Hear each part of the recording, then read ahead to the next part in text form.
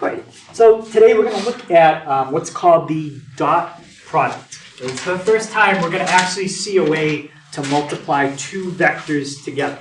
And if you say, well, didn't we already do that? Not quite. We did something like this. We did a number times a vector. That's called a scalar product. Right? What we're going to do today is a vector times a vector. Okay? And there's actually two ways you can multiply vectors. One way is called the dot product. The other way is called the cross product. We're not doing cross product today. We're going to look at cross product tomorrow. We can't do cross product today because cross product only works in 3D. There's no such thing as cross product in 2D, and we're still doing 2D. So tomorrow we'll start to look at a little bit of stuff with 3D, and the only new thing we're actually going to see tomorrow is the cross product. Everything else that you already learned in 2D, it's exactly the same to do it in 3D. There's no difference. So tomorrow is going to be kind of a lot of review at first, going through every formula we've done all week again, except looking at it in 3D, which is pretty much the same. The only thing new will be the cross product. All right. So I'm going to show you the calculation for the dot product. Very, very easy calculation. So to do the dot product, first they have to give you two vectors. Each vector will have a horizontal and a vertical component. A1 and A2 represent the horizontals. B1 and B2 represent the verticals. Those will all be numbers. They could be like 2i plus 3j and, I don't know, negative 5i plus 7j. Okay, but those again will all be numbers. Okay, so this is how you find the dot product. And the first thing I'm going to show you is how do you write the symbol for dot product. Like if you were seeing it on paper and they use like a symbol to represent dot product, I'm going to show you what it is. Are you ready? I'll show you the symbol for dot product. Sure? This is pretty cool. They use a dot. Oh my god. All right, so when you want to multiply two vectors with a dot product, you put a dot between them. You can't just put two letters next to each other like in algebra. Sometimes in algebra we put two numbers in parentheses next to each other. You can't do that with vectors. Okay, you have to put this symbol between them. You have to put the dot. Okay. And the dot product is what you get when you multiply the horizontal components together. Do those first. Then you multiply the two vertical components together, and then you add them up. So A1 and A2 are numbers. What do you get if you multiply a number times a number? You get a number. And then here you're going to multiply a number times a number again. So you're going to get another number. And then if you add a number and a number, what do you get? A number. So the point here is the dot product, when you get the answer, it's a number, like 7. Okay? Because sometimes when we do calculations, the answer is a vector. Right? Like when you take a vector and you scale it, make it longer, the answer is a bigger vector. When you multiply two vectors together with a dot product, the answer is a number. Now, that number is used for something. We'll see later on what you use it for. In and of itself, the dot product number, not super useful, but when you combine it with something, it tells you something about the vectors. All right, so here's two vectors. 2i minus 3j and 5i plus 3j. And first, I want to find v dot w. Okay, and you do have to say dot. You don't want to say v times w, because when we multiply vectors tomorrow, we're going to see again there's a second way to do it. So if somebody said to me, do v times w, I'd say, well, you've got to be more specific. How do you want me to times them? You want me to use a dot product, or do you want me to use a cross product? Okay. This is the dot product. Okay, so what I usually do is just start out with your, kind of like your blank template, And now we'll fill in all 4 numbers in the right spots. So Alec, in the first parenthesis, what number would I put? 2. Yep, 2. And Isabel, how about in the second parenthesis? 3. I'm negative. So let's go up and look. So there's your formula. Oh. And you see which one you're looking for? So which one should we put? 5, yep. So you multiply the horizontal numbers together. Those are the numbers with I. Plus, and now the verticals. So, Isaac, what would go in the last 2 parentheses? -3 in the first one, and 3 in the last. Yes, -3 and 3. So 2 times 5 is 10. -3 times 3 is -9. So what do you get for a dot product there? Yes, you get 1. Okay, so the dot product between those 2 vectors is 1. Any question on that? Okay, so now I'm going to switch it. Instead of doing v dot w, I'm going to do w dot v. What is that called? What do you think I'm checking to see? Is the name for this? I'm checking to see if the dot product is commutative. If I switch the order, do I get the same answer? Now, you might say, well, yeah, anytime you multiply, if you switch the order, you get the same answer. Yeah, with numbers you do. With vectors, well, we're going to see. Okay. Depends actually if you're doing a dot product or a cross product. If you can switch them and still get the same answer. Let's see if you can switch them with dot product. Okay, and I want to be kind of picky how we put the numbers now. So we're starting with W, and then we're going to find the dot product with V. So what number would go in the first parenthesis? Yeah? So we always want to put the horizontals first.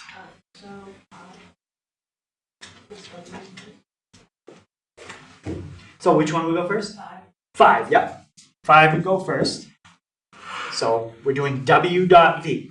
So the number from W, then the number with V. So 5 times 2. And what about in my next 2 parentheses? Yep. 3 times -3. But when you do that out, do you get the same dot product or is it different? It's the same. It's still 5 times 2 is 10. 3 times -3 is -9. So you still get 1. So that's not a proof, but what it does imply is, at least in this example, if you switch the order, you get the same answer. And that is always true. The dot product is commutative.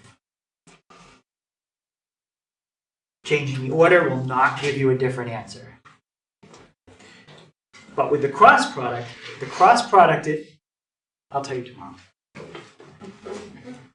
You have to come back. So we'll see what happens. But the dot product is commutative. Okay, so let's find v dot v. So we're dotting a vector with itself.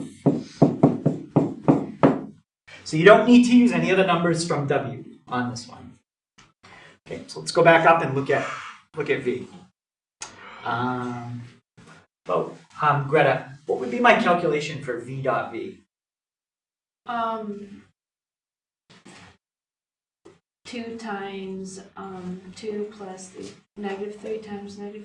Yep, 2 times 2 plus -3 times -3. Now, what I want to kind of look at there is not the answer, and 2 times 2 is 4, but I want to look at the pattern.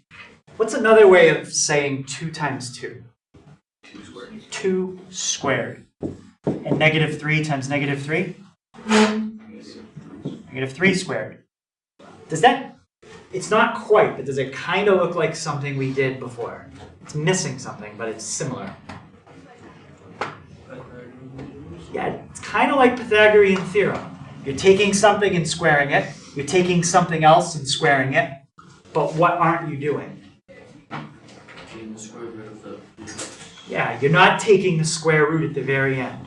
So when you dot a vector with itself, it's kind of like doing Pythagorean theorem. That's the pattern. You end up squaring the first number, squaring the second number, adding them up, but that's it. Then you stop.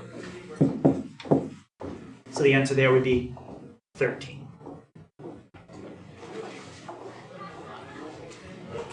Okay, so now that I've done that, if I wanted to know the magnitude of V, I almost have it right here. What would I have to do with that number? You would have to take the square root of it. So if this number is the magnitude of V, what's this number? It's not the magnitude of V, but how could you describe it? Yeah? It's what? It is the dot product of V with itself, but how about in terms of the magnitude? If the square root of 13 is the magnitude, what's the 13? It's the what? The magnitude squared. Right, it's the magnitude squared. So the point is if you dot a vector with itself, you don't get the magnitude because you didn't take the square root. You get the magnitude squared. If you just do out the calculation, that's just what happens. If you dot a vector with itself, you get the magnitude of the vector squared.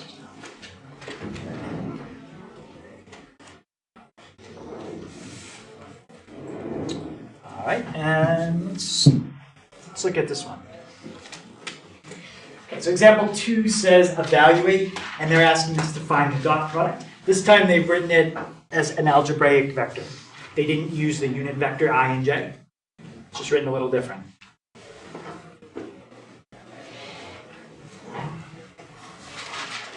So Harris, what would be my first calculation I would do here?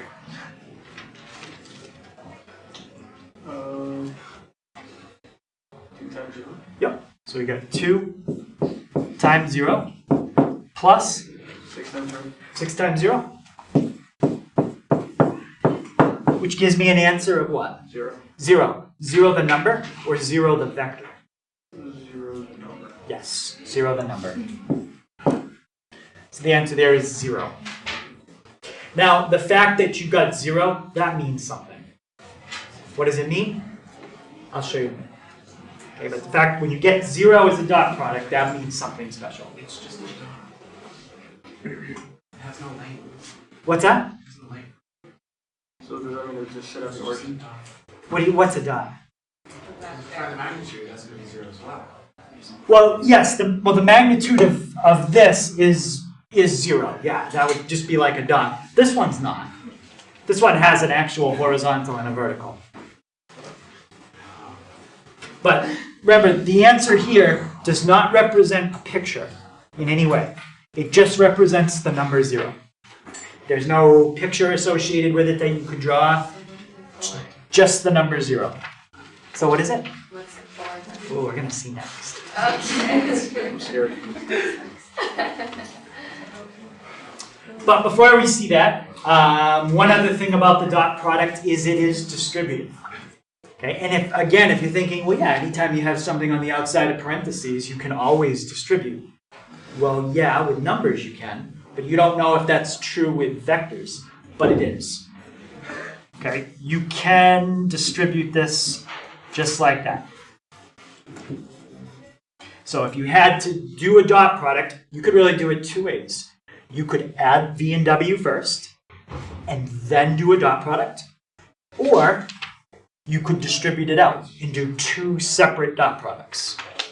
U dot V, you get an answer that's a number, and then U dot W, you get another answer that's a number, and then you just add the 2 numbers up. Right, so distributive property does work with dot product. Any question on that? All right. So now, the moment you've all been waiting for. What is the dot product used for? I'm scared. You ready? Not really. No? Okay. You ready now? Yeah. You're ready.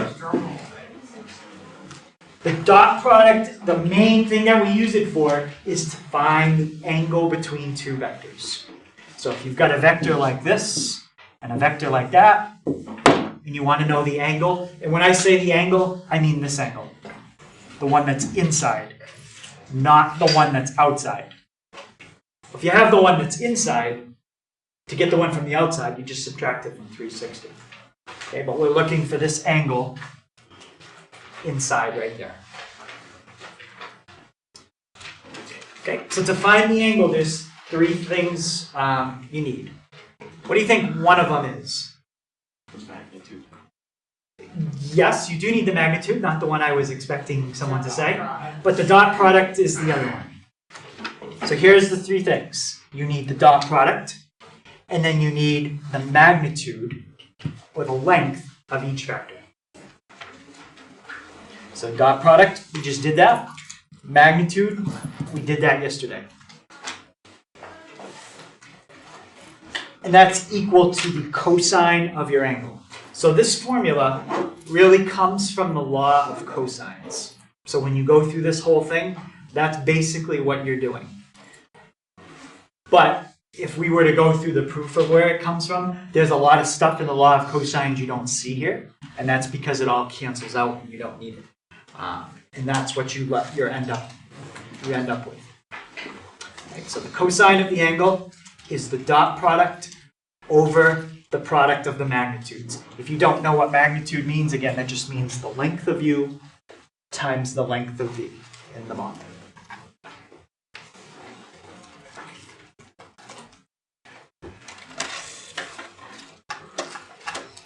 So any question on that?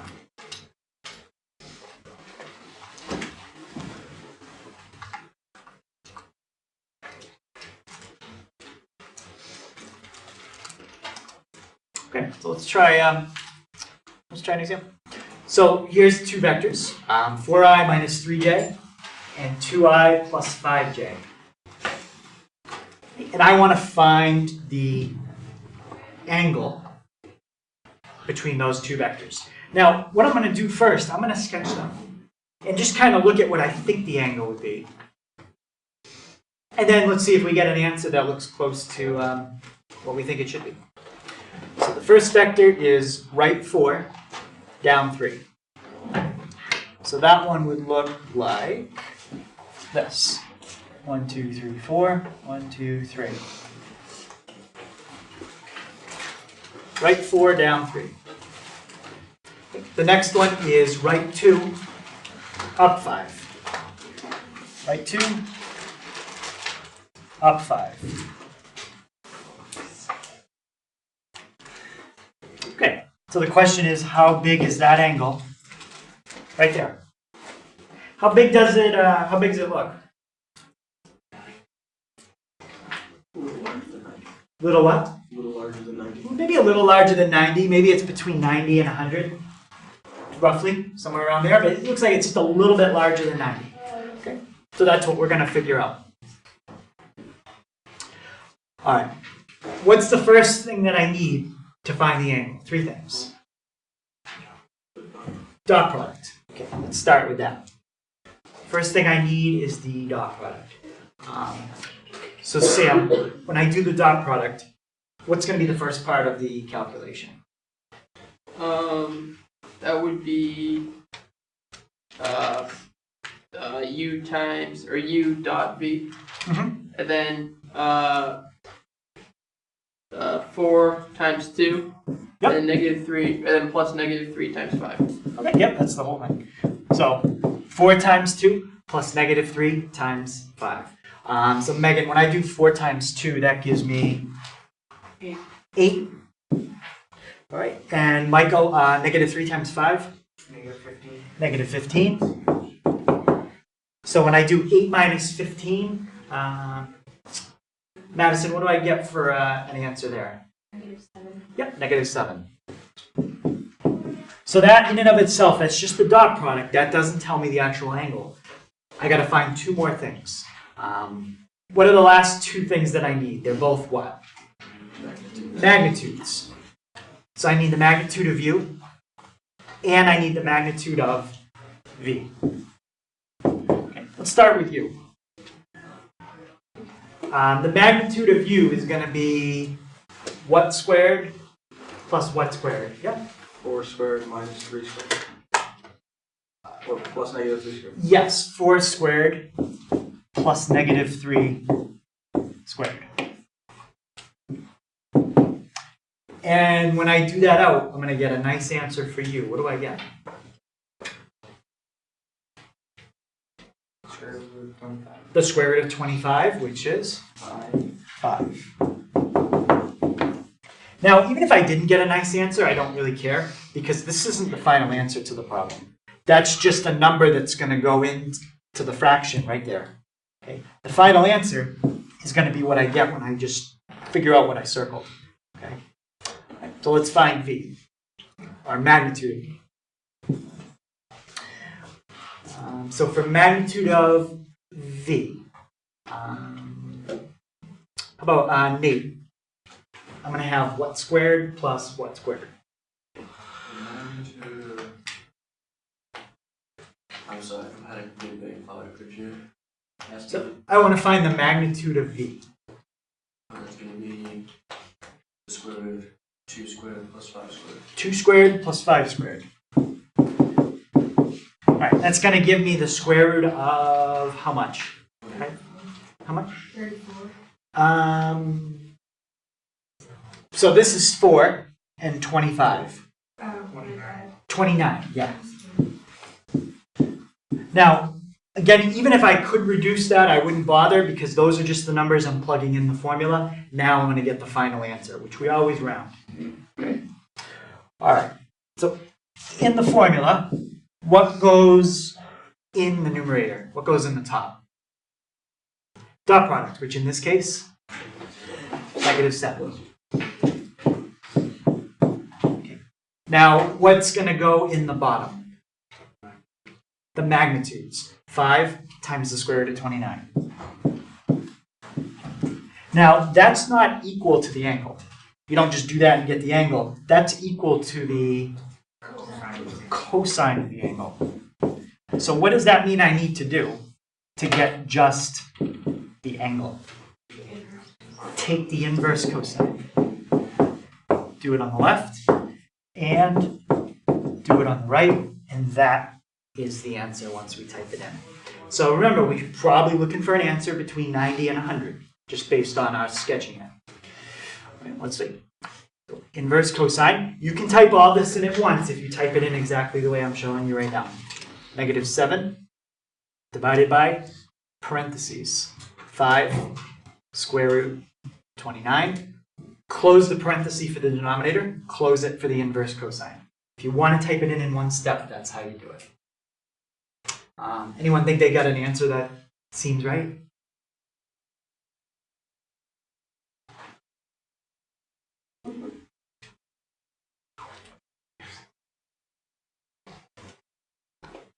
Sam, if it's between 90 or 100, you're probably It's right. 105. 105, that could be right. Okay, I got 105.07. So we thought the angle was a little bigger than 90, and that is. It's a little bigger than 90. Okay, 105.07.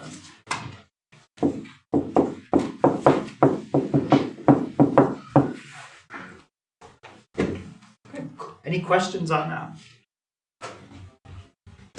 So 3 separate calculations you had to do. 2 of them are a review from yesterday. 1 of them is new, the dot product. And then inverse cosine, that's review 2. We did that before. All right, so this isn't anything special. An angle of 105.07, it's just a random angle between 2 vectors.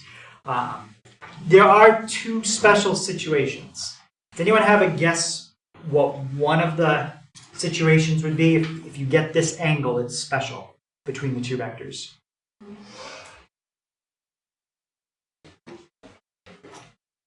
Have a guess? What do you think would be considered a special answer if you get this angle? Nick? 90. Yep, 90 is a special case. And there's one other one. 0. Yeah, and 0 falls. There's actually 2 answers that fall into that, and we'll talk about them. But the idea is if you get 90, an angle of 90, that means the vectors are perpendicular. when they talk about vectors, they usually use a different word that means the same thing. They call the vectors this. You don't think they know how to say that? Close, yeah, orthogonal. Yeah, they call it orthogonal. So if you ask, or if you see the directions on the test and they ask you, are the following vectors orthogonal? It just means, are they perpendicular? Okay?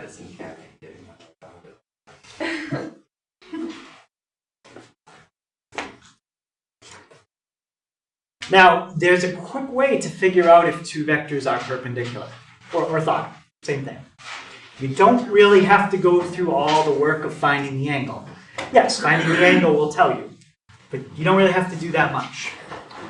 So, if two vectors are perpendicular, what does that mean the angle would be?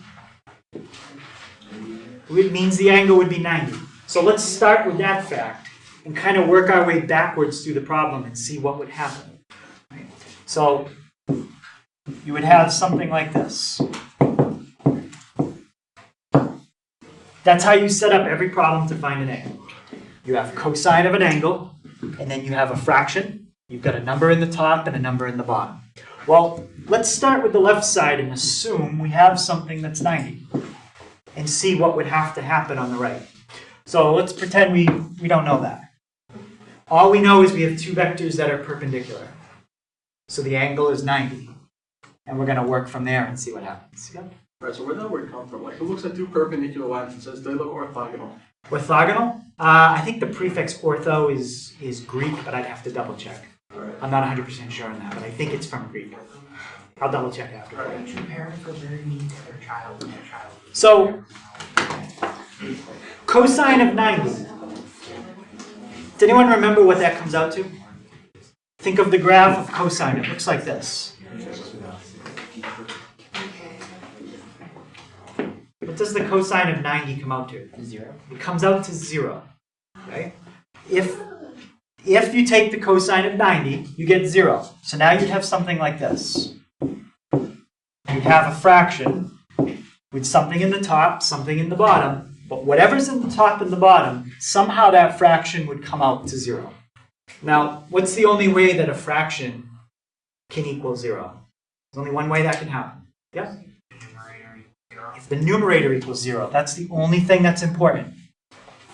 The only way a fraction can equal 0 is if the top is 0. When we use this formula, what's in the top? What goes in that spot that I circled? The dot product. So if the dot product comes out to 0, then you're going to have 0 divided by something, which will cause the whole fraction to be 0. And if you have a fraction equal to 0, that means you must have a 90-degree angle. So that's the quick way to figure out if two vectors are perpendicular.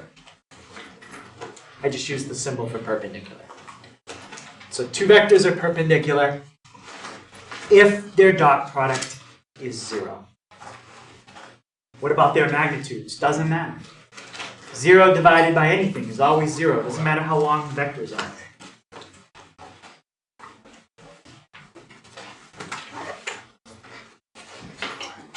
Okay. So the question I'm going to ask you here, are these two vectors perpendicular? So to answer that question, what's the only thing you need to find? The dot product. And you're checking if it's perpendicular, you're hoping that the dot product comes out to what? 0. So let's see. See if the dot product comes out to 0.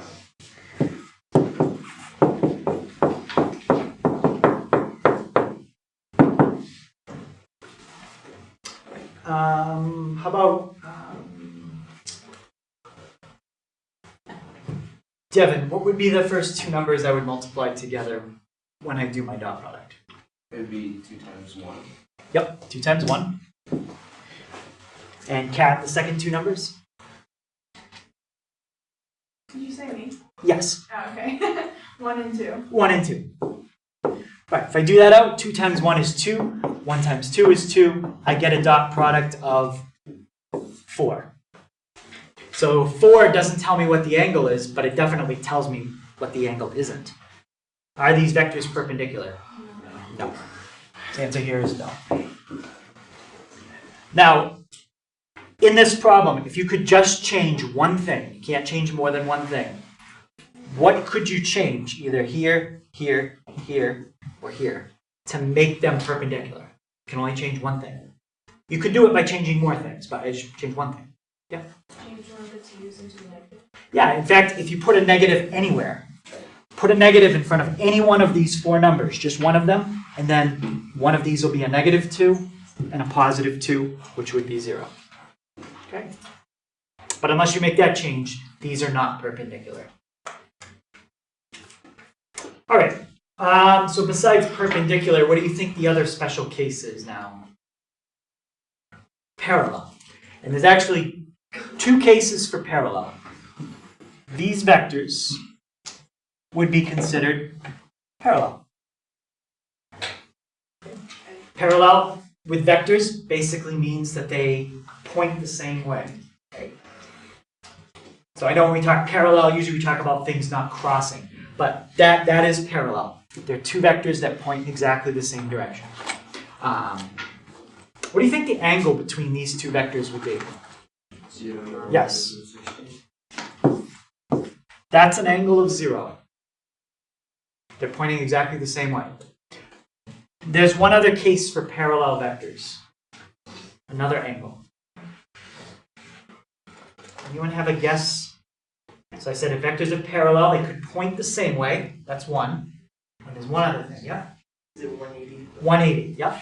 These are also parallel. Like that.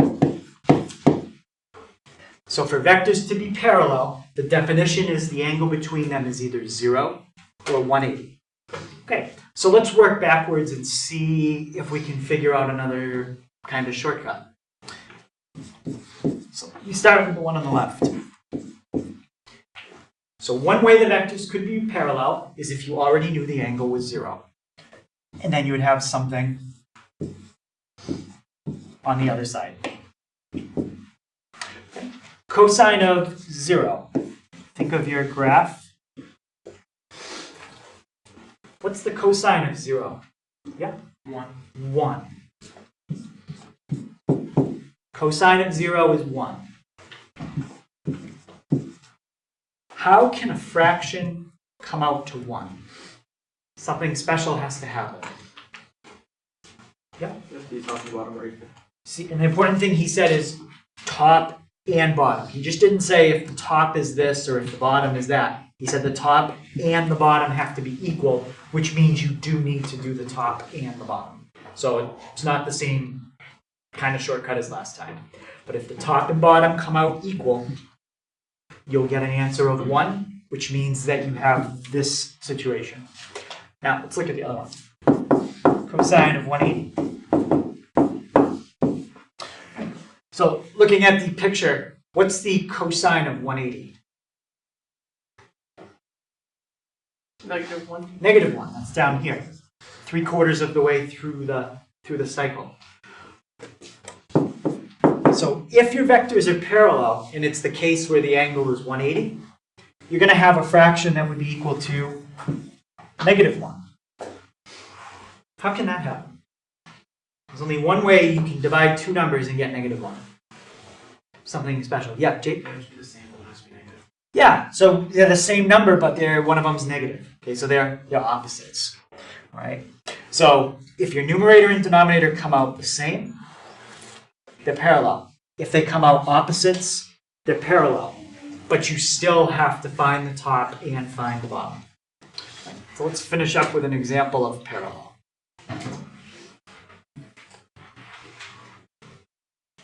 Okay, so I already told you this. You can write it again if you want. But if two vectors are parallel, the angle between them is either 0 or 180.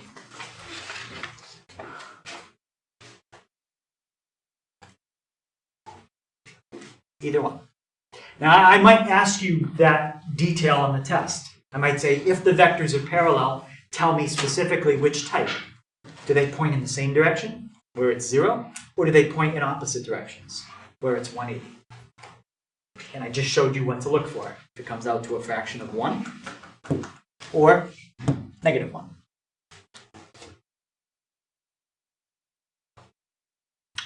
So let's see what happens here. Okay, so determine if V and W are in those two vertical lines. That's just from geometry. That means parallel. On the test, I'll probably write it out. I was just running out of space. Okay, so let's start with V dot W. Let's just kind of do it as we go. 4 times 20 is how much?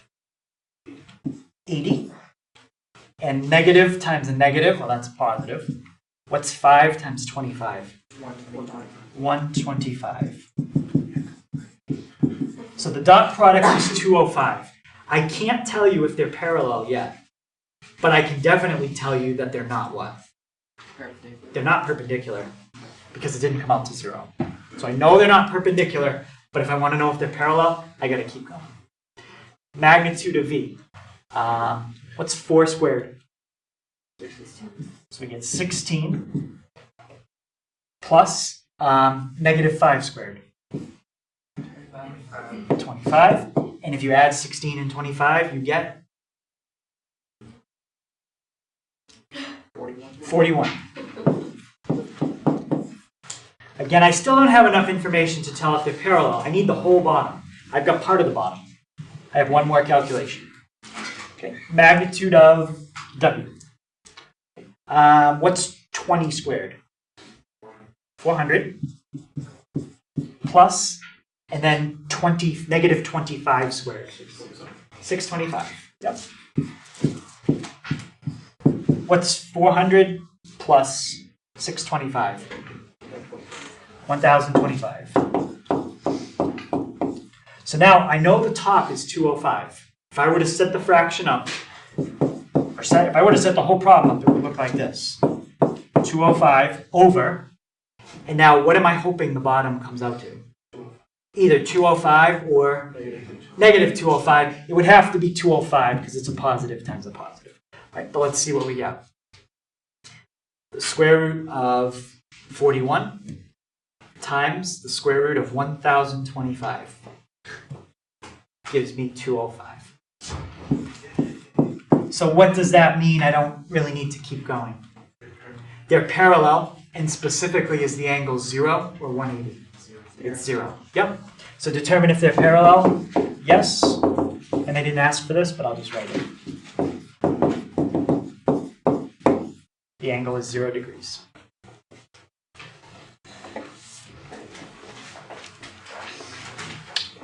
Any question on that one? Yeah. If the top and bottom are different, would that be a cross product? If what? If the top and bottom are different?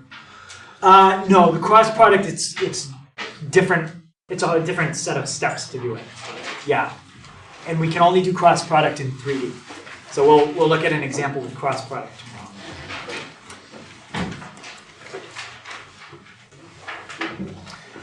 Okay. So the homework tonight is 7 to 17 odd. Each question has 3 parts, but they're all kind of related. Part A is to find the dot product. Part B is to find the angle, which you need the dot product to do anyway. And then part C is just tell me if the vectors are parallel, perpendicular, or neither. So 7 to 17, just the odds. And tomorrow we'll finish everything up for the week.